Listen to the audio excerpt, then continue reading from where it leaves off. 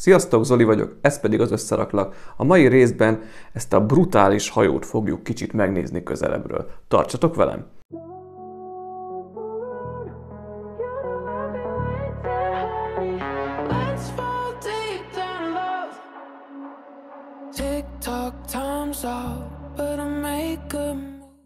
Nemrég láthattátok ennek a készletnek az unboxing videóját, valamint a teljes összerakását, most pedig a különféle részeit megnézzük picit közelebbről, valamint mondok egy-két érdekességet róla.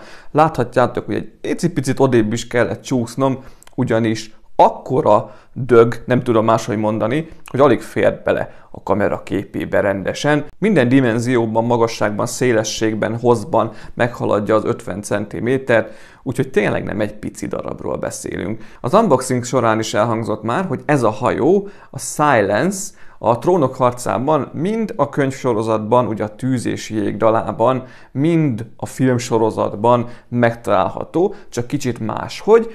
Ez a készlet, ez a filmes Silence-t veszi alapul, nem a könyvest, hiszen a kettő között azért jócskán vannak különbségek. Ugye a könyvben lévő hajó az egyárbócos, sötétvörös maga a hajónak a teste, valamint a fedélzetet is sötétvörösre festették azért, hogy a vér, ami átáztatja, az ne látszódjon meg rajta. Továbbá ugye nagy eltérés még az orrrész, a könyvbeli Silence-nek az orrrészén konkrétan egy néma, száj nélküli, széttárt karú szűzlány látható.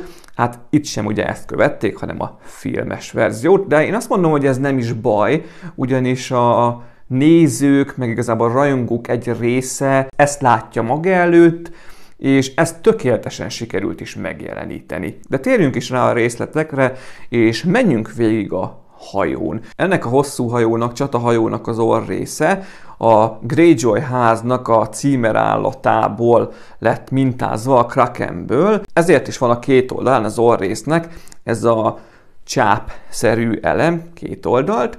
Maga az orr az aranyozott elemekből épül fel. Van itt még itt elől egy kis fekete elem, valamint ez a része, ez kicsit mozgatható is, ugyanis ezt az orrrészt egyfajta faltörő kosként is használhatták a hajóval, bele száguldva a másik hajónak az oldalába, és a két csáp az azt is szolgálta, hogy az ütközésnek az erejét azt elvezette két oldalra, így kevésbé terhelte konkrétan a hegyét, az orrrésznek a hegyét a hajónak. Nagyon jól néz ki ez az aranyozott rész szerintem, itt matricával el is van látva, de majd a matricákról azokról később beszélek egy kicsit. Ha haladunk tovább az orrrésztől, konkrétan ugye a középső fedélzetrész felé, szerintem nagyon-nagyon jól néz ki ez a hegyes, kerítésszerű megoldás, amin szintén aranyozott matricák futnak végig. A feketén ez nagyon-nagyon-nagyon jól mutat. Itt belül nem sok részlet látható. Konkrétan meg van csinálva a felső rész, hogy fel tudjanak menni az íjászok, és onnan tudják lőni az ellenséges hajónak a legénységét. Tovább haladva láthatunk különféle fegyvereket. Itt két skorpió lövedék foglal helyet. Ugye, aki látta a sorozatot, az tudja, hogy Rhaegal az egyik sárkányt, az konkrétan ugye erről a hajóról egy ilyen skorpió dárdával lőtték le. Hát maga a skorpió, mint fegyver, az nem kapott helyet ebbe a készletbe, de a lövedékeket azokat megtaláljuk. A fedélzet részen még van egy-két érdekesség. El vannak helyezve rajta barna hordók, amikben különféle fegyverek, kardok, szabják, csákják helyezkednek el, valamint itt van még egy kis kenyér is, ez ilyen kis extra.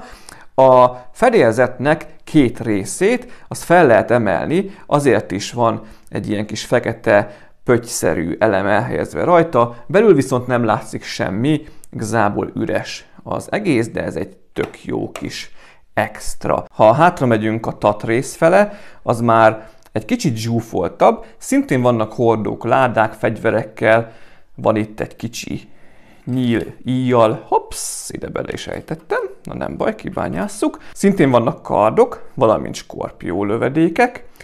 Itt a leghátsó árbóc, az körbe van véve egy ilyen keretes, valószínűleg fa szerkezettel, csak itt ugye fekete színbe van megcsinálva. A hátsó része sokkal masszívabb, nagyobb fekete elemekkel van körberakva. Nagyon-nagyon ötletes szerintem az összeépítése, szintén körbe matricázva. Alul láthattok még szürke matricákat is. Ezek szimbolizálnák az ágyúkat. Hát, jó bénán vannak felragasztva, mindjárt kitérek rá. Még a hátsó része maradt a hajónak, ami szintén tök jól néz ki, szintén ezek a kerítésszerű elemek vannak rajta, valamint matricák. Ez is fekete színben pompázik. Igazából a fekete-arany szín dominál leginkább ezen a hajón.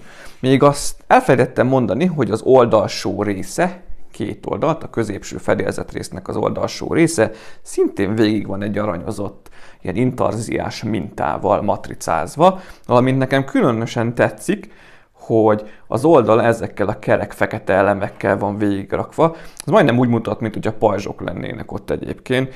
Ez is egy tök jó kis részlet. Térjünk rá a vitorlákra, amik szerintem nagyon-nagyon-nagyon jó anyagból készültek, jól is néznek ki, jól néz ki a Kraken rajtuk, még ott is, ahol szét vannak picit vágva. Nekem legjobban ezek a szárnyszerű vitorlák tetszenek, amik ugye itt a két oldalán helyezkednek el a hajónak. A fedélköz csapóajtaján kívül még ez egyébként a mozgatható elem, ezt lehet így is, tehát kicsit feljebb csukni, vagy akár egyik oldalánál megfogva lehet álligatni, de ezt szintén úgy gondolom, hogy ez így néz ki legjobban, hogyha be van állítva szimmetrikusan. És ez nagyon ötletesen meg van oldva, hogy itt a kötélzete át van vezetve ezen a elemen, valamint itt is, és így mindegyik árbóc igazából egyben tartja a másikat is. Például ez simán előre dőlne, hogyha nem lenne itt ezzel a kis madzaggal hozzáfogatva ehhez az árbóchoz.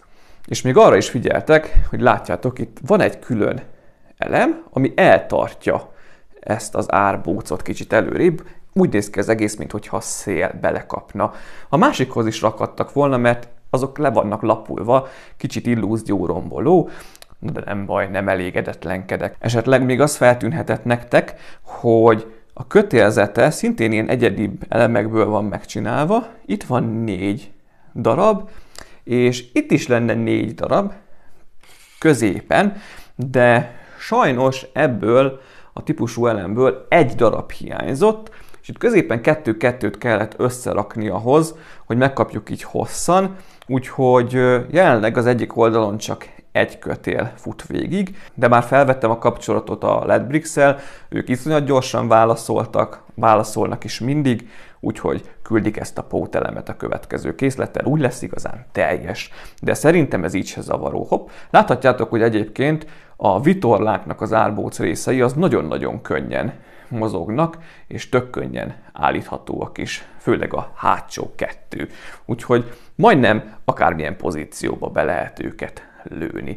Még egyébként ez a keresztárbóc is a vitorlával, de szerintem azt nem annyira érdemes álligatni. És akkor térjünk rá a matricázásra, az igazi fekete levesre.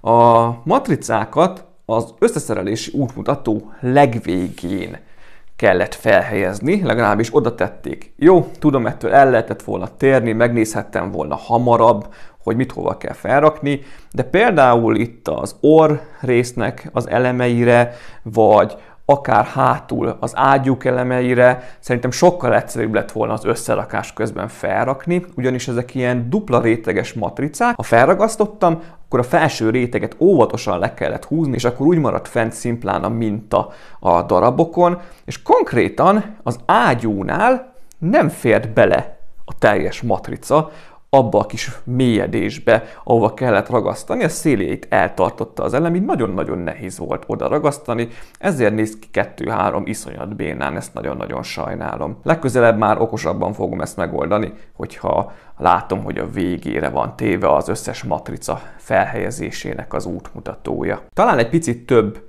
Trónokharca Easter egget vártam volna, de a Skorpió lövedék igazából részben ezt megteszi. Esetleg még egy-két rejtett utalás lehetett volna mind a filmre, vagy mind a könyvsorozatra. A készlet megálmodója egyébként Mock Your Bricks. Ennek a fazonnak van egy egész komoly YouTube csatornája is, több mint 65 000 feliratkozóval. A videó leírásába el is fogom helyezni. Mindenképpen érdemes ránézni, iszonyat menő alkotásai vannak, úgyhogy neki is köszönöm, hogy megalkotta, megálmodta, és így én összerakhattam. Az elemek minőségével én nagyon meg vagyok elégedve, talán egy-két helyen kicsit nehezebben pattantak össze, mint a normál Lego elemek, de nem kellett azért nagyon megküzdenem vele. A színvilága az iszonyatosan tetszik. Én nem éreztem, hogy bármilyen töltelék megoldás lenne benne, vagy olyan részlet, amit máshogy lehetett volna megcsinálni. A fedélzet alá is egész sok tartóelemet kellett a hajótestbe beleépíteni, amik itt nem látszódnak. Szerintem az mindezekből, amit elmondtam, egyértelmű, hogy én csak ajánlani tudom ezt a készletet, és nekem nagyon-nagyon-nagyon tetszik. És az ára is nagyon baráti, ugyanis a Ledbrixnek az oldalán $92 kerül, de most van egy akciójuk, van egy kuponkód, az LB15, amivel 15% kedvezmény jön még le belőle. Ha beletettétek a kosárba, és tovább mentek a pénztárhoz, akkor fent be lehet szépen pipálni ezt a lehetőséget, hogy szeretnéd érvényesíteni ezt a kupont, és akkor $78, ez a 27-28 ezer forint körül van. Na már most ezért a több mint 1500 darabos készletért szerintem az nem pénz. Főleg, ha ránéztek, brutális a mérete, nagyon-nagyon szépen kidolgozott, iszonyat jól mutat szerintem a polcon, vagy bárhol, ahova ki tudjátok tenni. Apró érdekesség még így a végére, hogy a Silence a neve az onnan ered, hogy Euron Greyjoy, aki ugye a kapitánya, akinek a zászlós hajója, az a Jade tengeren lévő portyázások közben az egyik viharban szinte megőrült, és a legénység felkötözte az egyik árbócra, majd mikor elvonult a vihar, és leszették, akkor konkrétan kivágatta a legénység összes tagjának a nyelvét, majd azzal indokolt az egészet, hogy hát csendet szeretett volna, és innentől kezdve minden új legénységi tagnak kivágták a nyelvét, tehát ezen a hajón csak néma nyelv nélküli emberek szolgáltak. De a vasszülöttekre egyébként is jellemző, hogy egy nyers, szikár, kemény nép. Ha van esetleg kérdésetek, megjegyzésetek, észrevételetek a készlettel, videóval kapcsolatban, akkor nyugodtan írjátok meg kommentben azt is, hogy nektek esetleg mennyire tetszik így a videó meg az elmondás alapján, de szerintem nektek is fog. A leírásba belinkeltem az elérhetőséget a készlethez is. Ha szeretnétek, akkor bátran szerezzétek be. Szerintem megrendeléstől számítva egy 2-3 héten belül ez meg is érkezik. Én még egyszer nagyon-nagyon szépen köszönöm a lehetőséget meg a bizalmat a Ledbrixnek. Remélem, hogy ők is elégedettek voltak ezzel a két videóval, és akkor folytathatjuk ezt a kis kooperációt, együttműködést a közeljövőben, meg a távolabbi jövőben is. Nektek pedig köszönöm szépen, hogy megnéztétek ezt a videót, ha tetszett, akkor pedig mindenképpen iratkozzatok fel, mert az fontos. Számomra is, meg szerintem nektek is. Mára ennyi volt ez a kis bemutató, köszönöm, hogy velem tartottatok, hamarosan pedig érkezem egy következő készlettel, egy picit más tematikában. További szép napot nektek, mindenki vigyázzon magára, sziasztok!